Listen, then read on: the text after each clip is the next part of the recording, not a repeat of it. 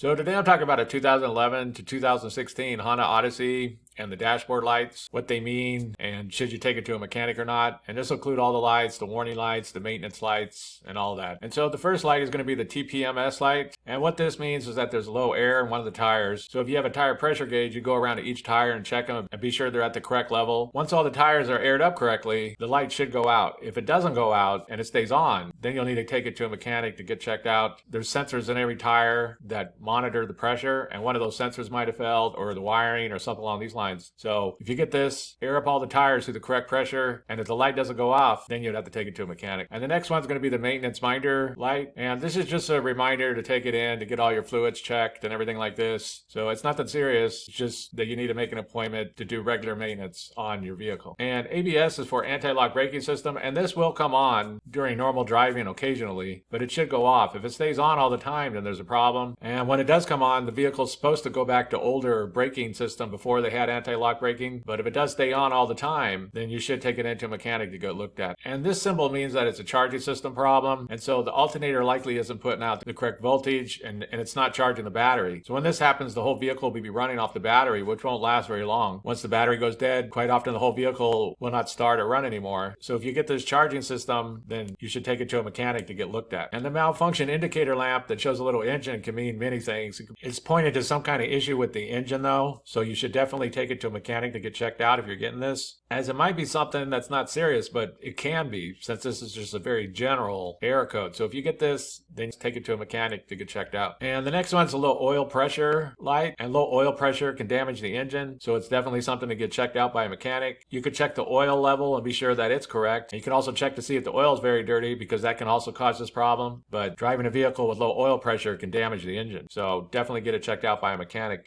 If you get the D on there, it's for the transmission, and it will come on, but if it's blinking, then there's a problem with the transmission. So you have to take it to a mechanic to get checked out to know why. But you could check that the fluid's at the correct level, that it doesn't look super dirty or anything like this. But that green light, if it's flashing, then it means there's a problem with the transmission, and you should get it looked at by a mechanic. And the passenger airbag off button just means that the airbag's been turned off. Cruise main, when it's all green, just means that it's on. Cruise control, when it's green, just means that it's on. Fog light, when it's green, means that it's on. And when the turn signal lights come on, it means that they're on. And this just means that your parking lights are on, or your headlights have been turned on. The blue light like that means the high beams. And if you get this light, then it means the immobilizer is having a problem. This is usually done when the wrong key is used. Although if the key's been damaged, then it might not be communicating with the immobilizer correctly. So in this case, you would need to call a mechanic or a locksmith. This just indicates that the side airbag's been turned off. This indicates that the vehicle stability has been turned off. And this light just indicates that the parking brake is on and needs to be released. If you're getting a door/tailgate open light like this, and you close the doors and then the light doesn't go off, then very likely there's something wrong with the switch, a sensor, or in the wiring. So you have to take it to a mechanic to get checked out. DRL just stands for daytime running lights. When the eco lights come on, it just means that it's gone into fuel economy mode. This is the EPS light, or the electric power steering. And if this comes on, there's an issue with the power steering. So you have to call a mechanic to get it checked out. And when you get a small dot like this, it just means that there's low fuel. There's like 3 gallons left in the gas tank. So you need to gas as soon as possible because you're getting ready to run out. This is for the power sliding door. This one's for the power tailgate. And this is just a seatbelt reminder. SRS is for the airbag. And if you get a starter system message on there, then there's a problem somewhere inside the starter system, which includes the starter, the battery, all the wiring connections, all the way up to the ignition. So I'd have to be checked out to know why. So you have to take it to a mechanic to figure out why. And the VSA light is for vehicle stability assist. And this will come on during driving, especially if it's like raining or the road's bad or anything like this. But it shouldn't stay on. If it stays on all the time, then there's an issue and you have to take it to a mechanic to get looked at. But if it just comes on occasionally when you're driving, then that's normal. But if it stays on all the time, then you want to get it checked out.